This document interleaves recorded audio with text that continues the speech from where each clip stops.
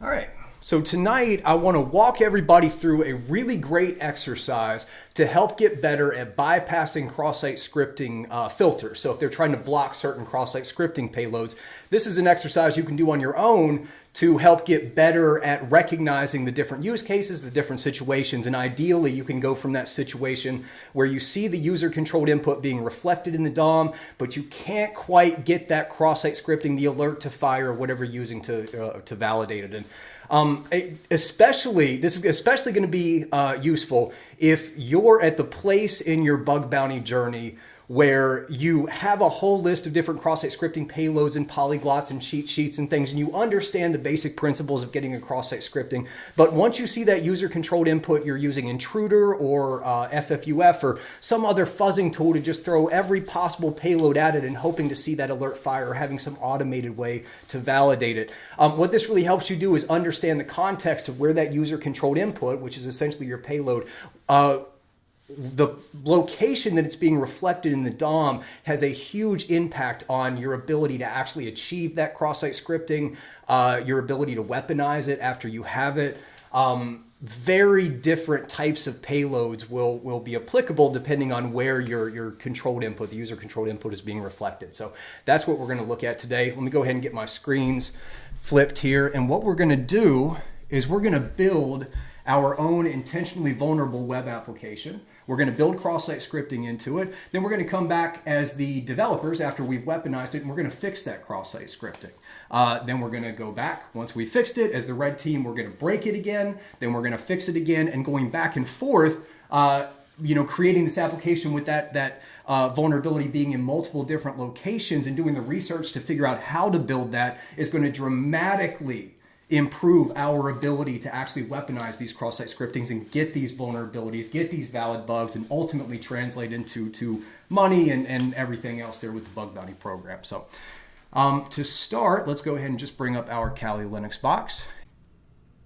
And what we're going to do here is start by building a very simple web application, really just going to be an API using a Node backend along with Express. We'll first make a directory to work in there, and then let's get VS Code brought up as well.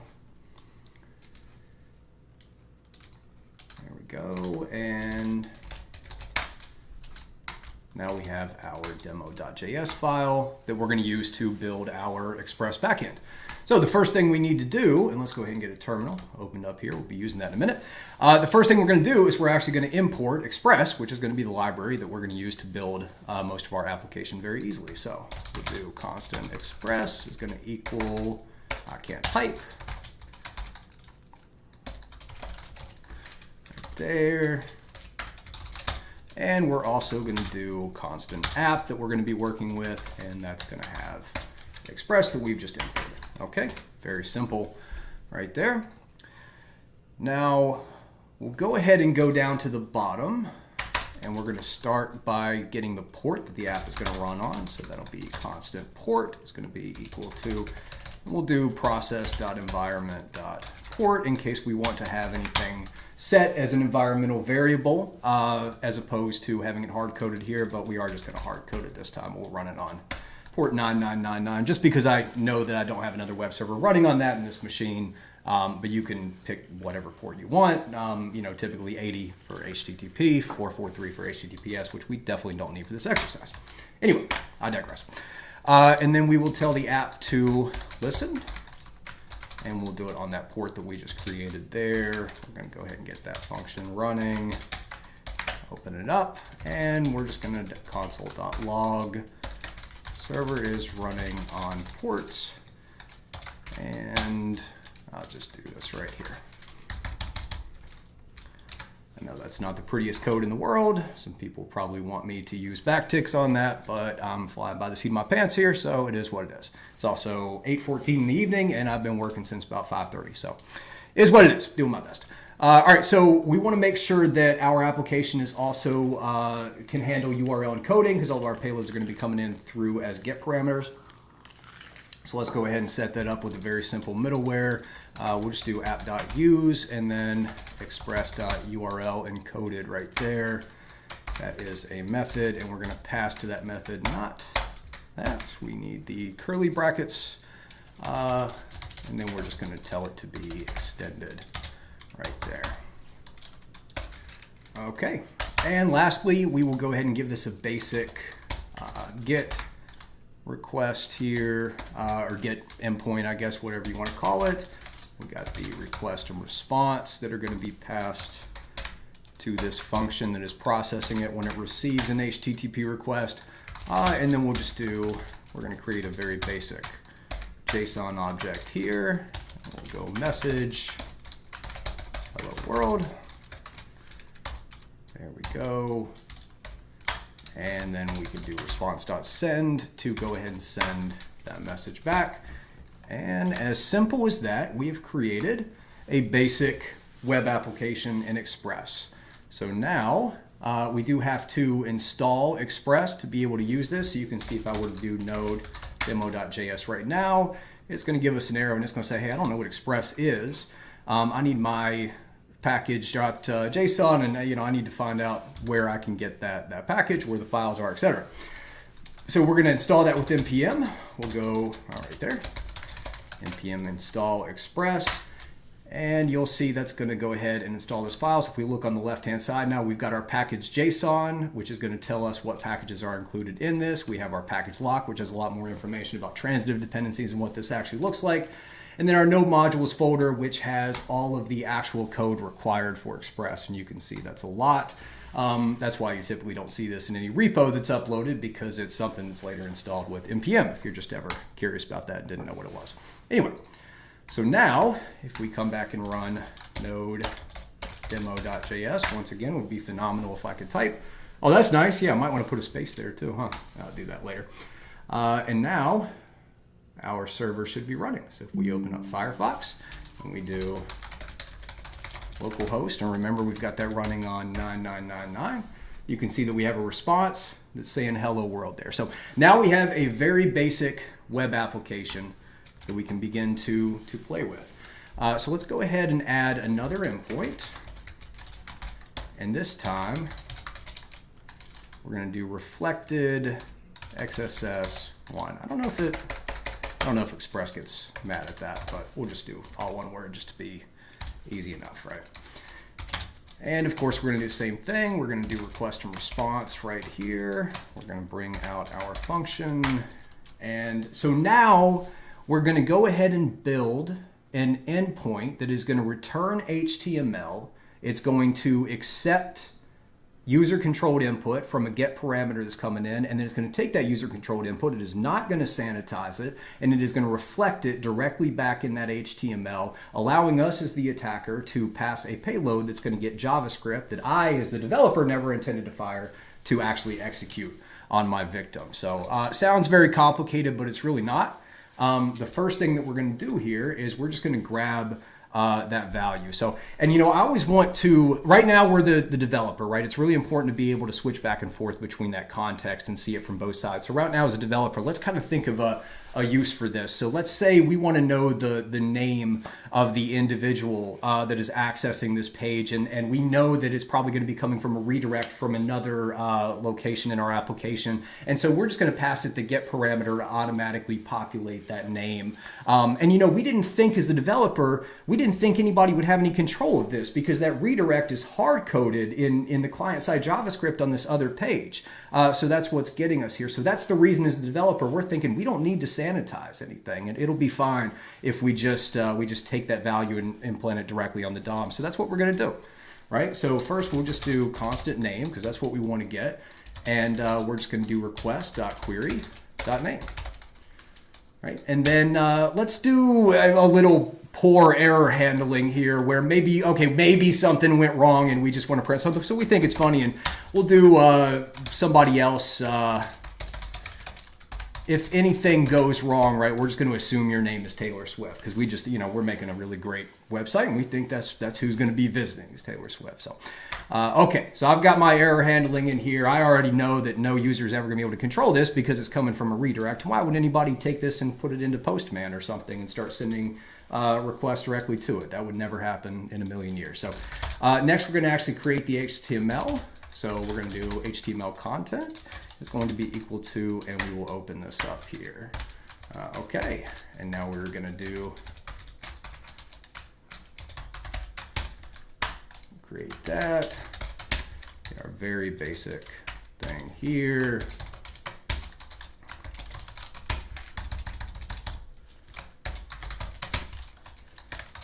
And we'll do XSS demo as the title. All right. Next time I'm going to have something typed out so I can copy and paste this. Probably would have been the best thing to do, but I did not think about that until right now. So here we are. Here we have the body, header 1, and we're just going to say welcome, and we're going to add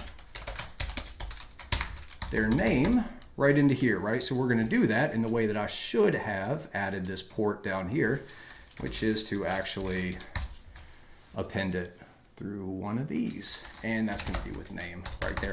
The name of these is slipping my mind right now. I'd planned on telling everybody what it is, but in the heat of the moment while I'm recording, I can't think of it. So I'm going to superimpose it later and laugh at myself while I'm editing this instead of stopping everything to Google it, because we're all here trying to learn together. Okay, so now we have a basic HTML document that's going to run, right? We have our head. We can make this a little bit cleaner. Y'all are probably looking at that and going, man, this is terrible. You are the worst coder on the planet. Okay, so we have a very basic HTML document. It's just got a title, and it's just going to show us welcome along with the name of the individual that's visiting for demonstration purposes there. So we can go ahead and end that. And finally, just like we did before here, we're just going to do response.send, HTML content there, and that will go ahead and send our content to them. So now, if we come and, I'm just going to copy this because we'll go ahead and get our node server running again. I have failed to fix that again. Probably will do that every single time.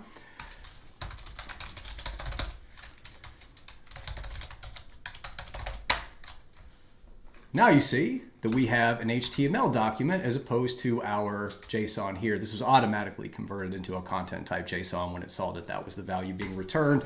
Thank you, Express. One trick that I do with bug bounty hunting is if you see JSON that has user-controlled input being reflected in the response, but they don't actually set the content type, so it's actually HTML or text. A very common mistake that makes it easy to actually get a cross-site scripting in there. You know, pretty basic, but you'd be surprised how often it happens in live applications. So, okay, so now we have our simple application that's just showing hello, welcome Taylor Swift, because I did not include this name parameter here. So let's just add that name parameter. And my name is Harrison. And now you can see it's welcoming me to this fantastic website. So we have user-controlled input through the name parameter in a GET request that is being directly reflected in the DOM in between these two header 1 elements here. Probably pretty easy to see how this becomes a cross-site scripting, but typically with reflected cross-site scripting, I want to go through and show the different steps. 3 steps to getting reflected cross-site scripting. Step 1, you see user-controlled input reflected in the response. That's what we're seeing here. Step 2, you want to see if you have the ability to get an HTML injection. This is not always the case. I know there are edge cases, and especially with the newer frameworks and everything, but typically it's good to understand that going through these steps can help you to better get a working payload as opposed to if you're just kind of throwing payloads in there, right? So I always recommend to start by just see, and this is already a header 1, so you're not going to be able to add anything in there, but you can typically try to end that header 1 and then maybe do a bold instead. And let's just see, and there we go. So now we see we have HTML injection, right? If we look down here in the inspector, the actual, well, the end of the header 1 element and then both of the bold elements there are being actually rendered and processed. So we do have HTML injection. Now this would be technically a vulnerability, but we always want to build and show impact. This is really just content injection at this point. Not a lot that can really be done from that. Not a lot of great ways to weaponize it. So let's build on this. We're going to go ahead and end our header 1 without anything there, and then we will do our script. And we'll alert, well, we'll just do, typically people want to do just like a 1 to start with. All right, so we can run that. And you can see that we do have a fairly simple reflected cross-site scripting. And then of course you can do, document.cookie or document.domain, something like that, right? Very simple, just to show a little bit more impact. Now, I'll do a lot of videos later showing how to weaponize this and continuing to build these apps out. We'll build some authentication in and go through it and stuff. But this is pretty simple for the sake of what we want to do today, which is talking about actually getting that alert to fire in the first place, or getting that cross-site scripting. So now we as the attacker have identified a reflected cross-site scripting. We have submitted this report to the developers, to the team. They've come back, said, yep, it's valid. And now we're on the other side, right? We've received this report. We know that it's a valid report. We need to mitigate this. So this gives you an opportunity to start to think about the different ways that you can do that. And, I definitely encourage you to maybe pause here and do a little bit of research on your own. I'm going to kind of skip that, and we're going to go to what is typically the most common way in JavaScript that a simple cross-site scripting like this is remediated, and that's going to be by just replacing simple characters with characters, replacing them with an empty string or maybe something else to sanitize that, right? So let's go ahead and add in that code. We have our name up there. So instead, actually, an easier way, instead of going in and saying separately, let's just do .replace. And, let's come in and we'll do a very simple one, right? Typically, when we see the user-controlled input being reflected outside of an HTML element, the first thing that developers will look to do is they say, well, we want to make sure that they can't create another element here, because they don't want to create the script tag. Now, obviously, long time ago, people say, okay, we'll just say they can't do script, right? So we'll do something like this. Pretty obvious to see how you could get around that, right? Well, what happens if, it's got to be an exact match. So what happened if my script is a concatenated string, or et cetera, et cetera. There's a lot of ways that I can get around that. But it really does, in this context where the user controlled input is just being injected directly in this text between these elements, it does become really, really difficult to create a cross-site scripting attack, and be successful with a cross-site scripting attack without the greater than or less than signs, or the open and close of that tag. So what the developer's probably going to do is they'll do a little bit of research, and they'll come back and say, well, if I come in and replace both of these, and we can cancel this. I'm going to fix this so it doesn't drive me crazy, and we'll come back and run this again. The expectation for the developer will be, all right, well, at this point, request.name, we're going to replace any of these open and close, so they're not going to be able to get a script tag here. So let's come back into the attacker. So they've now gone through, they've done the remediation. This has been set to retesting, right? And then they're coming back to us as the attacker, and they're saying, hey, can you confirm that this has been fixed? Or maybe you want to go in and continue attacking it there after they claim that it's been fixed. So we'll come back over here, and first of all, we're just going to validate. Can we do a very simple script? Let's kind of leave everything else out of there. And we see that that did work. If we come down in here, it is actually taking those greater than and less than, the open and close parts of the tag there, and it's stripping them out. So we do not have the alert firing here. Now, this may seem like it's fixed. There's probably a lot of people that have been coding JavaScript for a little bit that are throwing up their hands and saying, no, I have an idea, right? Because again, we're still talking about some pretty basic stuff, but this is where it really helps to understand things from the developer perspective and not just from the attacker perspective. Because anybody that knows anything about the .replace method here would tell you that we can actually get around this by coming back and just putting in this again. And let's maybe do, let's do one more just for good measure and see what happens here. Now at this time we do have it fire. Now the reason for that is, if we come back in and see, it's only removing these once from the string. So if you go and look at the documentation for this .replace, it actually only removes the first instance of this character here. So if we come and, oops, I can't type English either, and .replace all,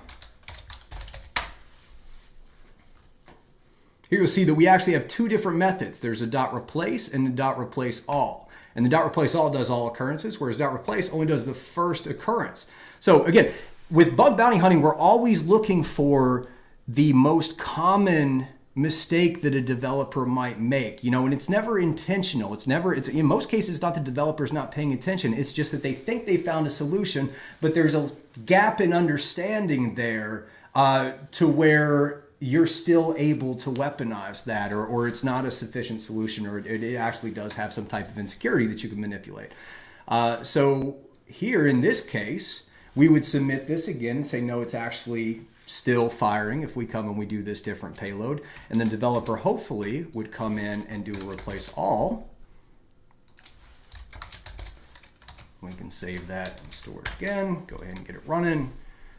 And now our same payload will no longer work because we're replacing every instance of that greater than or less than. Now, there are some ways to get around this, although most of them don't work in modern browsers.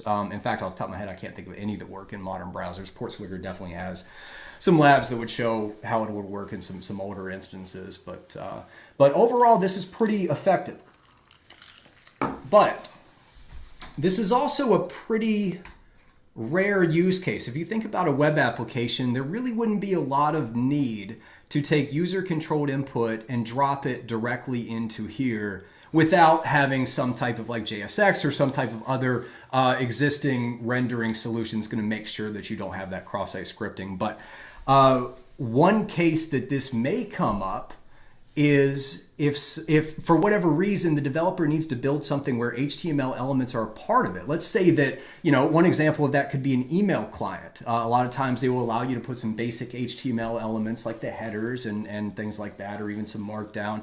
But they want to sanitize anything like script or these other elements that can cause these problems that can be weaponized.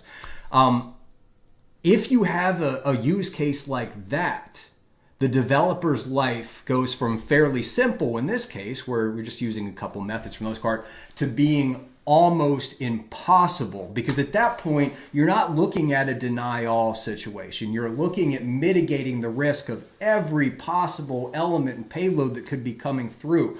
So, and you can see here, if you go in and type, Portswigger XSS cheat sheet 2023, right? I think that's when the last one came out. Yeah. So Portswigger, obviously they got cheat sheets, information for everything. They're awesome. They've got examples of all these different elements that can come in. So just imagine you're the developer and you have to come through and make sure that none of these different payloads are going to fire. All these different, you've got these custom elements that can be put in here. Here's, you can't use form, you can't use video, you can't use, well, obviously these XSS or custom elements, but so many different things. They've got some that they're actually putting it into the body, right? So it becomes very, very difficult as a developer to come in and filter these out. So that's where you, as the attacker, when you see user-controlled input that's being reflected in the DOM and in these responses, and you're thinking about, can I get a reflected cross-site scripting? Is it worth my time to try to get a reflected cross-site scripting? Think about what you're allowed to do. Think about what the developer was told to do. Think about where that payload is being rendered in response. If you have something like this, it's going to be very unlikely if this is not an email client, or if you don't already have the ability to put HTML elements, it's going to be very unlikely that you're going to get a cross-site scripting payload here. It's going to be fairly easy to just do an explicit deny, and we're going to keep all of these out. But let's try something a little bit different.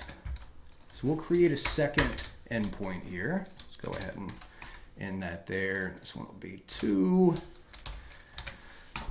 And this time, we've got the name coming in, and instead of the name, we'll do site.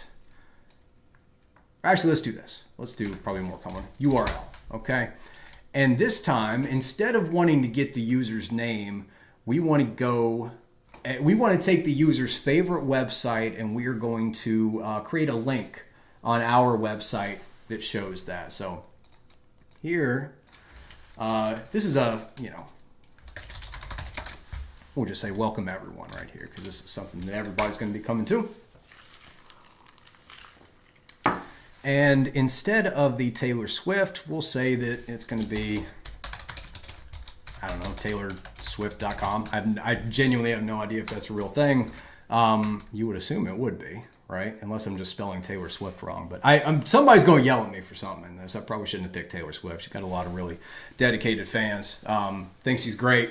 You know, just please don't yell at me. Or if you do, just yell at me a lot in the comments, so at least gives me a little bump in the algorithm, and then that's totally cool. You yell at me all at one in the comments. That's great. So anyway, we got welcome everyone. XSS demo. We'll do 2 over here for absolutely no reason. And then we are going to, instead of reflecting this in between the 2 header 1 elements, we are going to reflect this in an anchor tag. And we're going to do the href here equals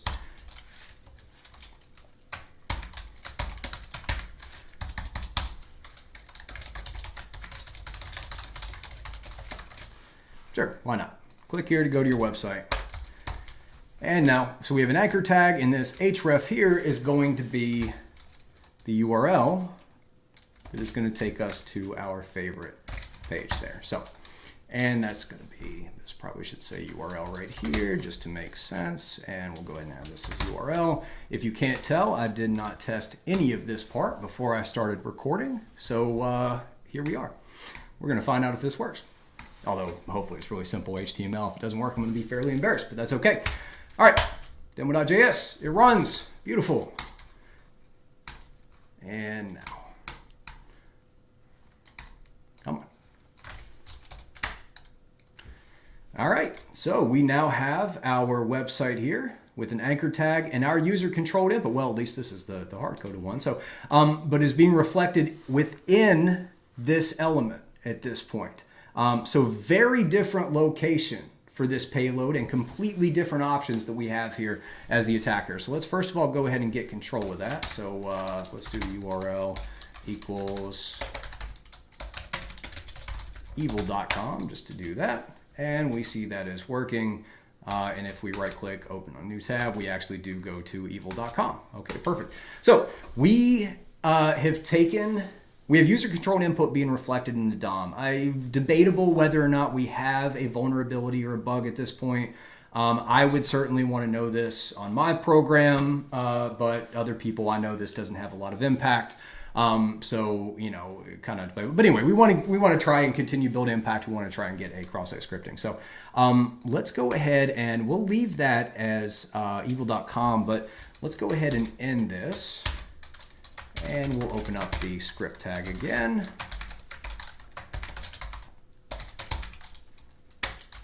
And there we go. We have another very simple cross-site scripting, right? So we just closed out the element there and we opened it up. So let's come back over and we're going to do the exact same fix that we did before. We're just going to do this replace all. And this is very common that, you know, if you have a team that is a development team that's newer or not a very strong application security team that's really going in and educating the developers on there, then a lot of times what happens is as vulnerabilities come in and they're solved, there starts to become this institutional knowledge about how those problems were fixed.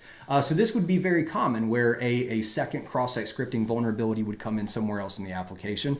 And the developers are going to end up using that exact same solution to solve this problem again, even though this payload is being rendered in the DOM in a completely different place. And so the characters that would be used to execute this cross-site scripting would be completely different as well. So, and we can see that here.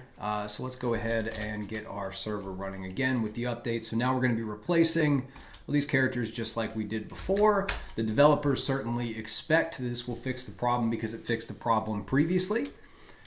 But we as the attacker, we know that if we come up and we run this, well, it is going to stop this, right? So this is going to prevent us from being able to get out of the existing HTML element that we're in, create new ones, etc. But we're already in this HTML element. We have a lot of things that we can do while we're in there. And what they really failed to do is they failed to remediate this right here. They failed to remediate the double quote, which is something that would need to be done here. So obviously we can close out of this href and we could continue to, and you know, again, we're always thinking about the impact we can cause. So this wouldn't be the best payload in the world, but what about an on-click, right? What about an on-click? It's going to do alert, you know, we'll just do one just for the sake of it.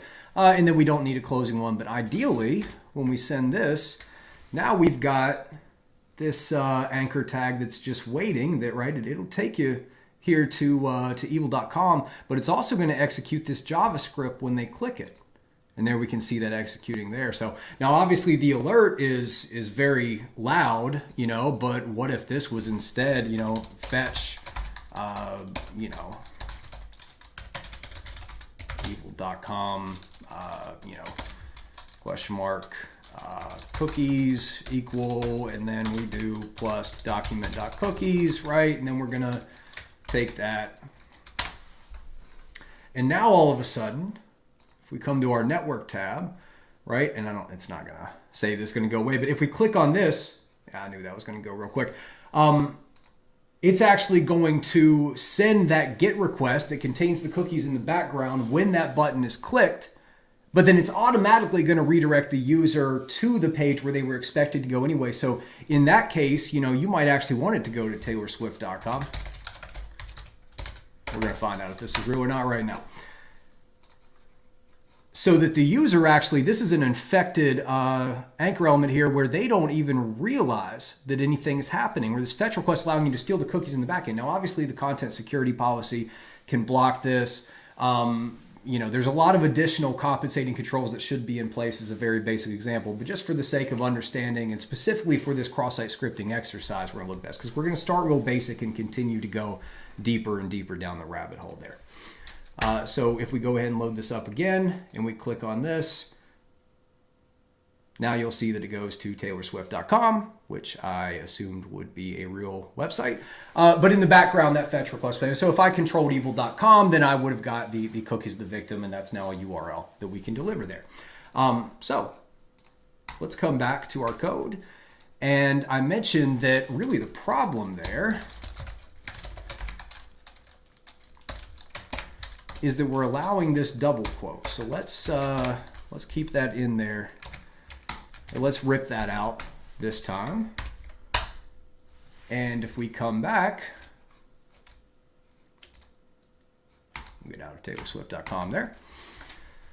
Now if we send this same payload here, now the whole thing is one href, right? It's all one link. Because what we've done is we're now preventing the attacker from being able to break out of this double quotes here and go and actually impact other attributes. So now we've taken a step back again, and now we are the attacker. And this, you know, may look like a pretty effective remediation step there. And obviously we have a lot of other options here, so I'm kind of just, you know, dipping my toe in the water more and more. But from here, now from the attacker perspective, I might think, well, you know, do some research and try and find out, well, how could I get a cross-site scripting without being able to access an attribute or without being able to actually create a new HTML element? The way I'm going to do that is through what's called a data URL. So let's take a look. Let's look up a data URL here. Scylla's got some really great documentation on it, but fairly simple. It is just a different scheme for URLs, specifically ones that can contain data. So you see this a lot with, you can tell it's getting to the end of the day. I can't talk anymore. So, but you see this a lot with images, right? So you might see an image tag that instead of including a URL where that image is going to be loaded, you might have data, the MIME type. In fact, let's see if they have a few different examples here. Text, HTML. Yep, you might have MIME type PNG, right? And then you'll probably have that base64 encoded and then have the actual data there. But we can actually simplify this. You see these two are in square brackets. The reason is these are optional. We don't actually need this. So as a shorthand here, we can come back to our application and we can just replace the entire URL that's going to be appended down here in the href to just type in JavaScript. There you go. You can see I tested just to make sure it would work. And we'll go ahead and run that. Now, obviously, it's not going to fire the alert immediately because all we've done is we've poisoned a link here. So we're back to where we started, where we could get that request to go somewhere we don't want. But now we have the ability to get JavaScript to execute when they click. So a little bit more difficult from a phishing perspective, but still pretty trivial to get that to execute. And obviously, me as the victim, if I come and click on this here, you'll see that the alert will actually fire. So that is just another example of how where the payload is being rendered in the DOM, that user-controlled input that's eventually being reflected in the DOM, the location of where it's being reflected is incredibly important to the attacker, who's going to try and find a way to actually get that payload to execute, and then later when you're going to weaponize it, obviously the impact of what we're looking at here with the data URL where they have to click it is very different than, let's say, a stored cross-site scripting on a blog where that cross-site scripting is going to fire for every user that comes to that web page there. So again, this exercise allows you to go back and forth and really get an understanding of that side of it from the attacker perspective, but also from the defensive perspective, right? What are the developers going in and trying to fix? What are the mistakes that they may make, right? Using replace instead of replace all, failing to sanitize other characters because you don't understand where that payload is going, right? Because you're using institutional knowledge that was used to fix a different vulnerability that has a completely different context than it does here. So anyway, let me pull this here. So that's just kind of dipping my toe in the water for this exercise. This is something that I do all the time. You can see you don't even really need an internet connection if you have a computer that you can get a Linux machine running and get a couple web servers running on.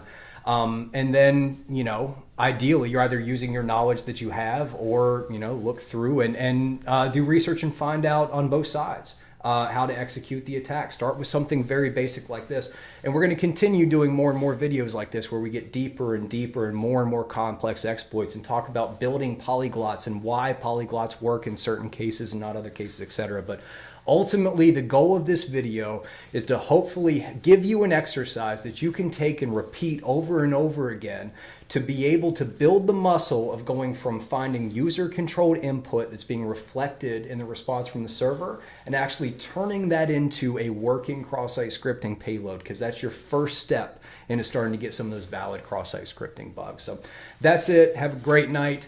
If you need anything from me, definitely let me know in the comments. If you have any questions, be happy to answer them. Otherwise, have a great night, and maybe a Twitch stream coming out sometime within the next couple days. So keep an eye on that. Maybe Friday, but no promises yet. All right. Cheers. Thanks.